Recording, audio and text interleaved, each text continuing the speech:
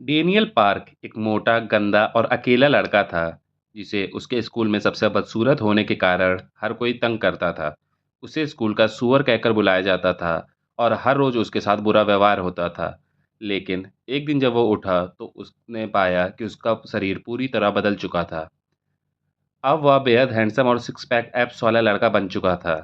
कुछ ही समय में वह स्कूल का सबसे हॉट लड़का बन गया और अपने बीटीएस जैसे चार्म से हर लड़की का दिल जीतने लगा। लेकिन इस ग्लैमरस जिंदगी से पहले डेनियल अपने निर्दयी बुली टेसोंग का गुलाम था। एक दिन डैनियल बाथरूम के फर्श पर पड़ा था, जबकि टेसुंग और उसके साथी सस्ती सिगरेट पीते हुए मस्ती कर रहे थे। वो लोग डैनियल से नफरत करते थे क्योंकि वह छोटा और मोटा और कमज़ोर था। वो उसे सुअर कहकर बुलाते थे और उसे सर्कस के जानवर की तरह डांस करने के लिए मजबूर करते। डैनियल चाहे जितनी भी कोशिश कर ले, वे कभी संतुष्ट नहीं होते थे और अक्सर उसका चेहरा पीट-पीट कर सुझा देते थे।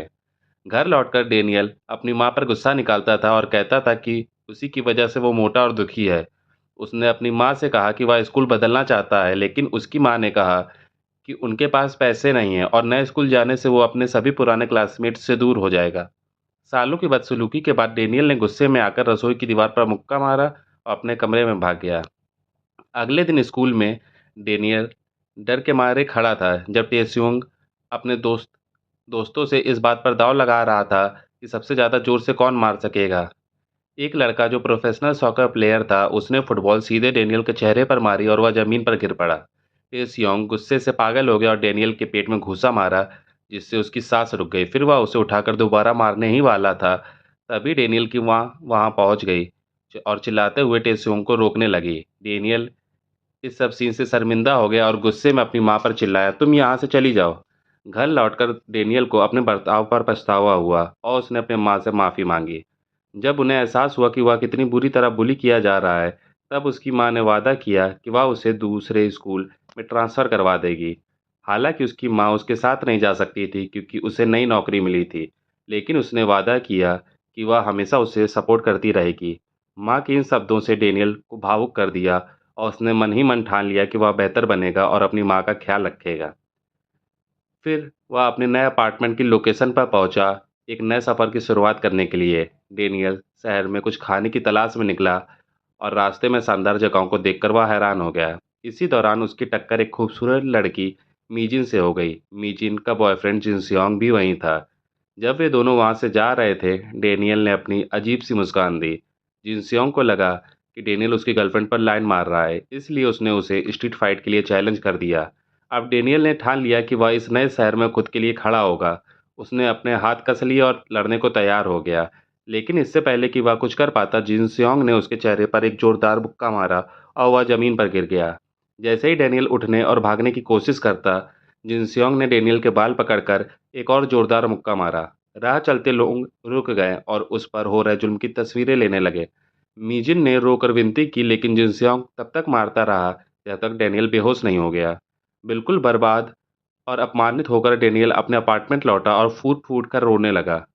जब उसने इंटरनेट पर अपनी पिटाई की तस्वीरें और वीडियो देखी, तो वो खुद से सवाल करने लगा, क्या मेरी ज़िंदगी कभी सुधरेगी? उसने सोचा कि क्या वो वाक़ई बदकिस्मत पैदा हुआ है? रात में बीचों-बीच डेनियल की आँखें खुली और उसे ऐसा महसूस हुआ जैसे वो किसी ऊँचाई पर खड़ा है। जब वह बाथरूम की ओर गया और शीशे में देखा, तो खुद की जो परछाई दिखाई दी, उसने उसे हैरान कर दिया। नींद के दौरान ही उसकी आत्मा एक लंबे, स्मार्ट और बेहद हैंडसम लड़के के शरीर में ट्रांसफ़र हो चुकी थी। लेकिन उसका असली मोटा शरीर अभी भी कमरे में ज़मीन पर सोया हुआ था। जैसे ही डेनियल ने चेक करने की कोशिश की कि क्या उसका पुराना शरीर ज़िंदा है, वह वापस उसी शरीर में लौट गया। पहले तो उसे लगा कि ये सब एक सपना है, लेकिन जब उसने दोबारा खुद को उस परफेक्ट बॉडी में देखा तो समझ गया कि ये कोई सपना नहीं, हकीकत है। उसने सोचा कि क्या पुलिस को कॉल करके मदद लेनी चाहिए, लेकिन फिर उसे याद आया कि उसकी पुरानी ज़िंदगी कितनी दर्दनाक थी और तभी उसने फैसला किया, अब इस नए शरीर में वह अपने अतीत को सुधारने की कोशिश करेगा। अगली सुबह डेनियल अपने नए स्कूल पहुंचा और जैसे ही उसने क्लास में कदम रखा, हर कोई उसकी स्मार्टनेस और गुड लुक्स देखकर दंग रह गया। लड़कियां तो जैसे पागल हो गईं, उनके इमोशंस का फ्लडगेट खुल गया। डेनियल ने क्लास के पीछे एक सीट पर बैठने का फैसला किया, लेकिन तभी उसके झटका लगा। मिजिन और उसका खतरनाक बॉयफ्रेंड जिनसियोंग अब उसके ही क्लासमेट्स थे। हान्युल नाम की एक लड़की डेनियल के पास आई और उसे इम्प्रेस करने की कोशिश करने लगी। मीजिन भी उन लड़कियों में शामिल थी जिसे डेनियल अब हॉट लग रहा था। लेकिन तभी टीचर ने हान्युल को डांटा और अपनी सीट पर बैठने को कहा। लंच के समय हान्युल फिर डेनियल के साथ कैफेटेरिया में आ गई। वहाँ डेनियल ने बताया कि उसने फैशन मेजर इसलिए चुना क्योंकि पुराने स्कूल में उसके ग्रेड बहुत खराब थे। लेकिन जब हान्युल ने वजह पूछी तो डेनियल ने झूठ बोल दिया, मुझे फैशन करना अच्छा लगता है।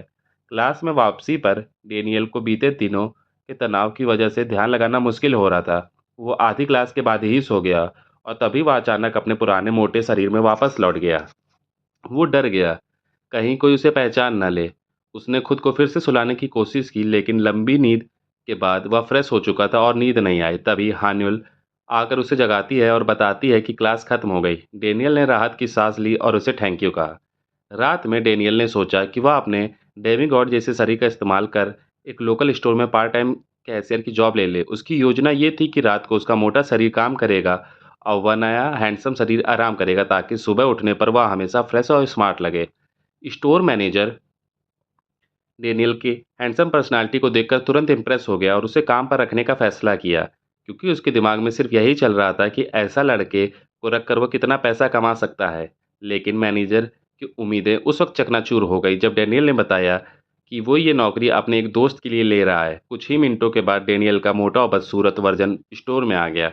उसका शरीर देखकर मैनेजर पहले तो उसे नौकरी देने को तैयार नहीं था, लेकिन फिर डेनियल ने उसे सस्ते सिगरेट फ्लेवर्स की पूरी जानकारी दी, जिससे मैनेजर इतना इम्प्रेस हुआ कि उसने फ़ौरन उसे नाइट शिफ्ट की नौकरी दे दी। पहली बार डेनियल को ऐसा लगा कि वो अपनी मेहनत से कुछ कमा सकता है। लेकिन कुछ ही मिनटों बाद जिन सियोंग और उसकी गैंग स्टोर में दाखिल हुई।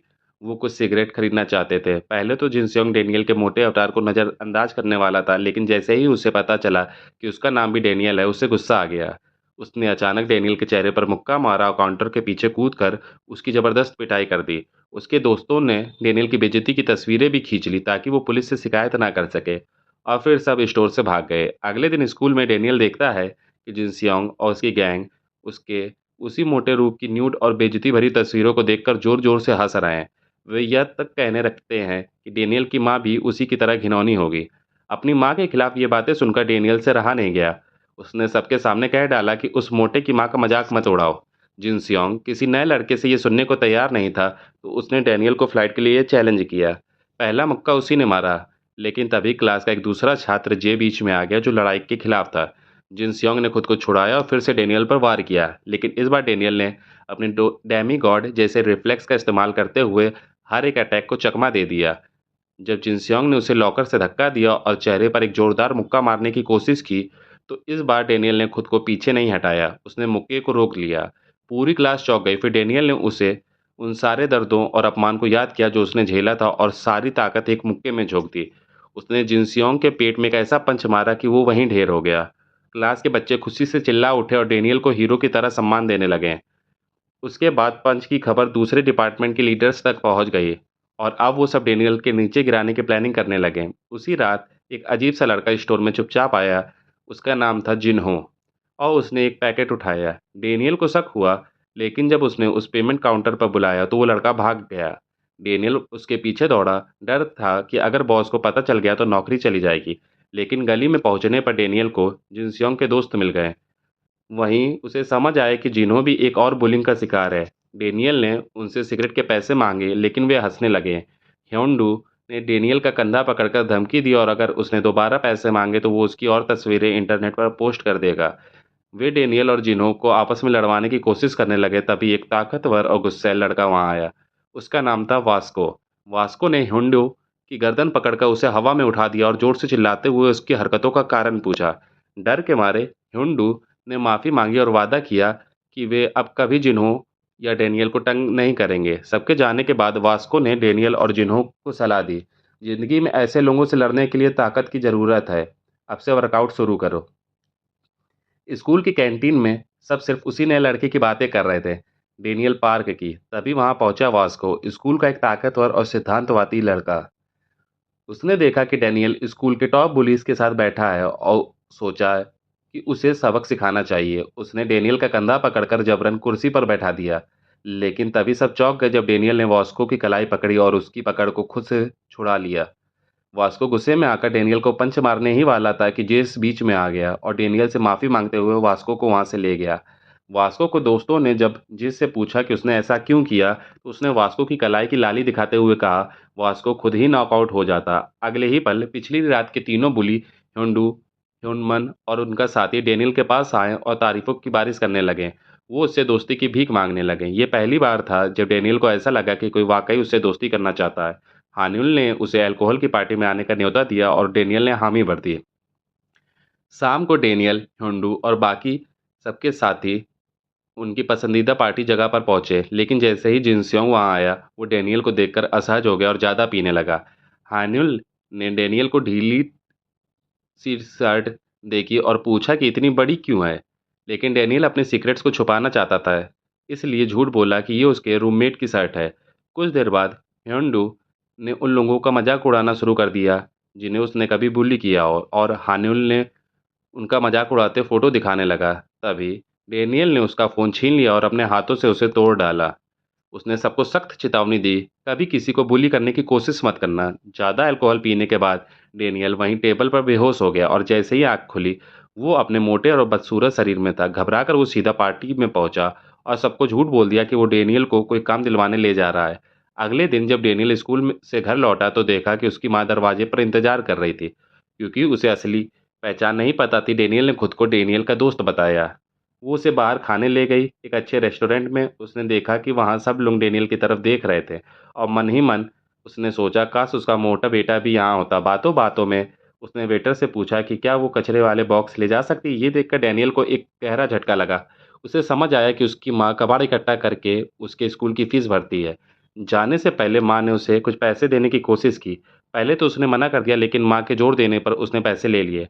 उसी वक्त वास्को ने ये सब देखा। वह सोचा कि डेनियल किसी बूढ़ी औरत का फ़ायदा उठा रहा है। कुछ देर बाद वास्को ने डेनियल को रोका और बोला कि अब उसे सबक सिखाना होगा। डेनियल ने माफ़ी मांगकर सुलह करने की कोशिश की, लेकिन वास्को ने उस पर पंच फेंक दिया।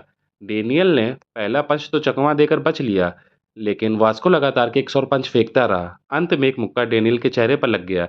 डेनियल ने पूछा, तुम मुझे क्यों मार रहे हो? वास्को ने कहा, तुम बुजुर्ग औरतों का पैसा वापस दो। डेनियल ने मना किया और फिर से हमले से बच गया।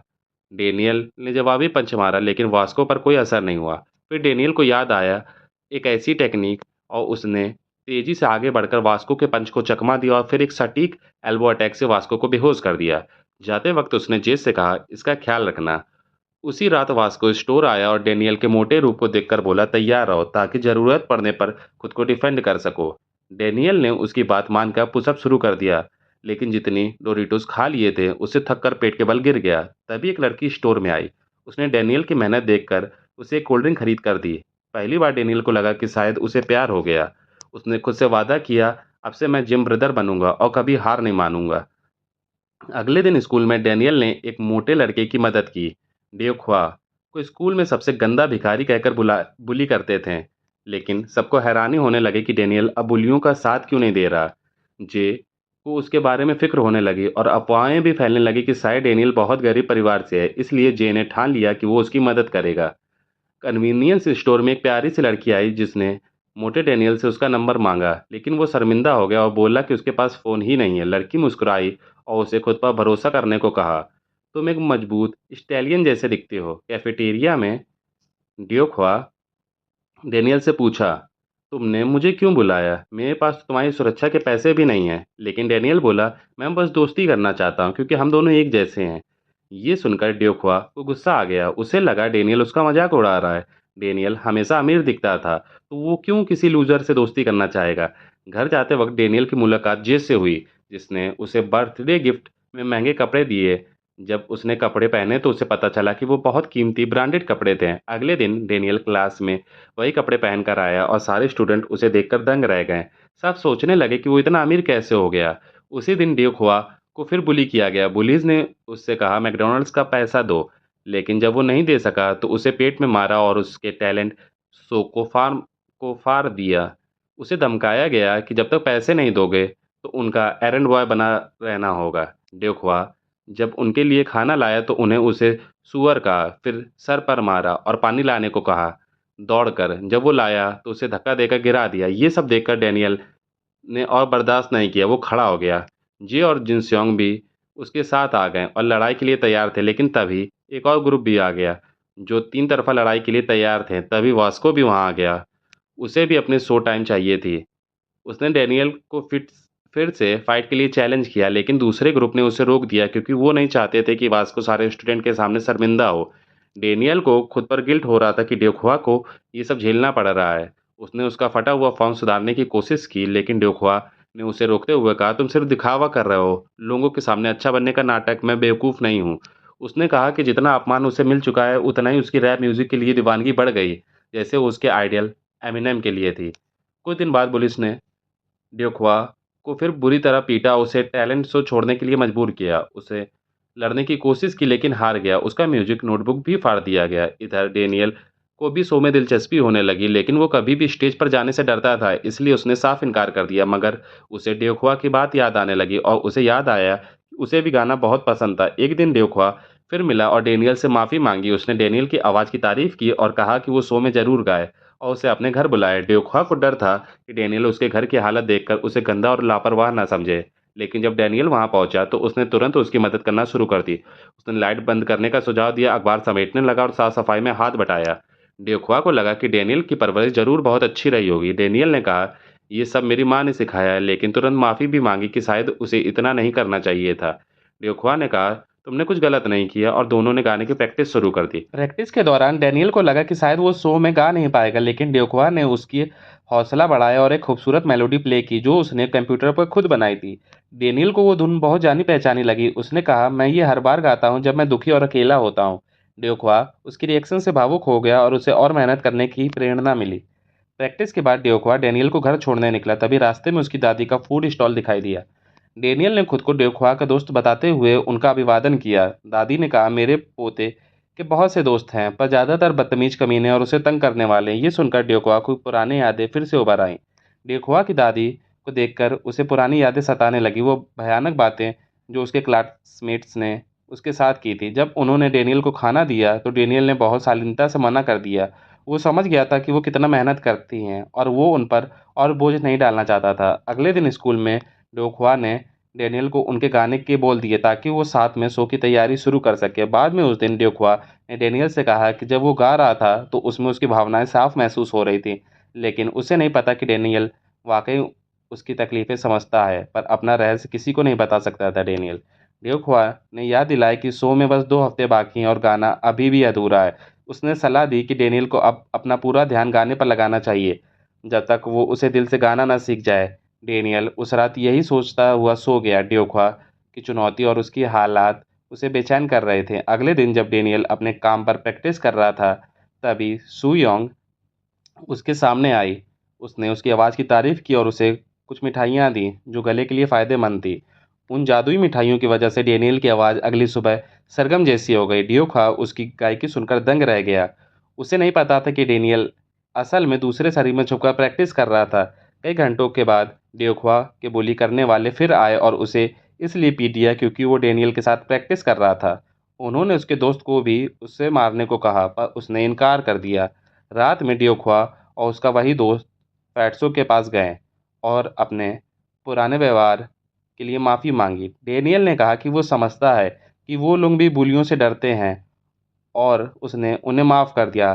तीनों ने अपने अपने अनुभव शेयर किए और एक खास रिश्ता बन गया।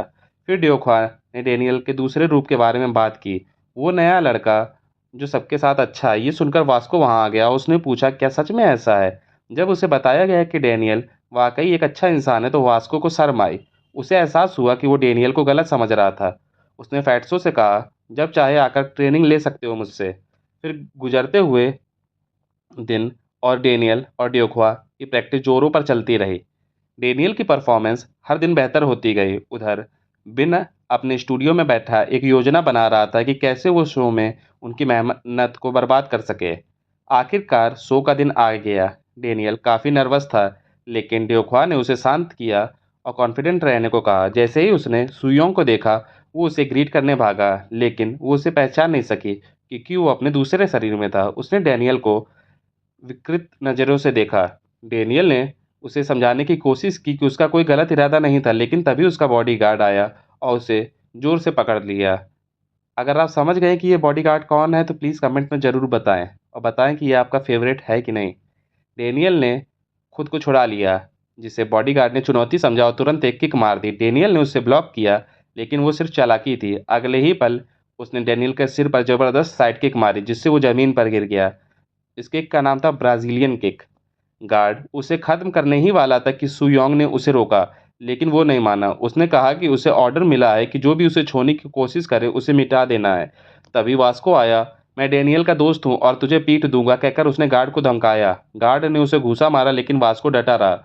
उसने कहा अपना चश्मा उतार, फेयर फाइट करनी है, लेकिन सुयोंग बीच में आ गई और मामला बढ़ने से पहले ही सबको ले गई। वास्को और डेनियल वहीं रह गए। वास्को जमीन पर बैठा दर्द से करा रहा था और उसे समझ आया कि वो उस गार्ड से लड़ने के लिए अभी काफी मजबूत नहीं है।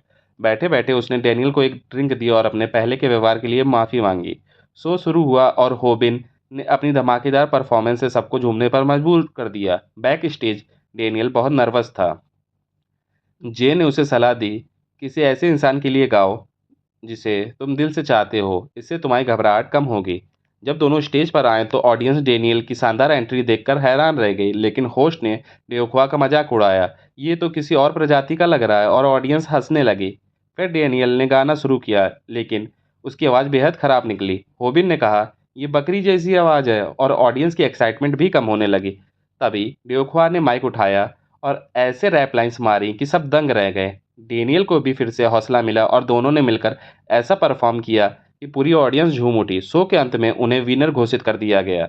होविन ने भी मान लिया, इन दोनों की टैलेंट मुझसे अलग है। जज ने डेनियल को बिजनेस कार्ड दिया और माफ़ी मांगी कि उन्हें ऑडिशन में उनके टैलेंट को नहीं पहचाना। ड्यूखा ने उन्हें धन्यवाद कहा, लेकिन जज ने कहा, ऑफर सिर्फ डेनियल के लिए, तुम तो बहुत मोटे और बदसूरत हो। ये सुनकर डेनियल ने गुस्से में ऑफर ठुकरा दिया। मैं ऐसे इंसान के साथ काम नहीं कर सकता जो दूसरे का अपमान करता है। दूसरी तरफ सू योंग अपने मेंशन में शो देख रही थी और सोच रही थी कि डेनियल को वो गाना कैसे पता जो फैट्सो ने स्टोर पर गाया था। उसने अपने बगल में सोई एक मोटी लड़की को देखा, जो कि उसका ही शरीर था, सेम डेनियल जैसे ही। तो दोस्तों, कैसा लगा आपको ये सीज़न? अगर अच्छा लगा तो लाइक करके कमेंट ज़रूर करें, जिससे वीडियो पे ज़्यादा से ज़्यादा व्यू आ सके, और सब्सक्राइब करना ना भूलें। तब तक के लिए पीस आउट।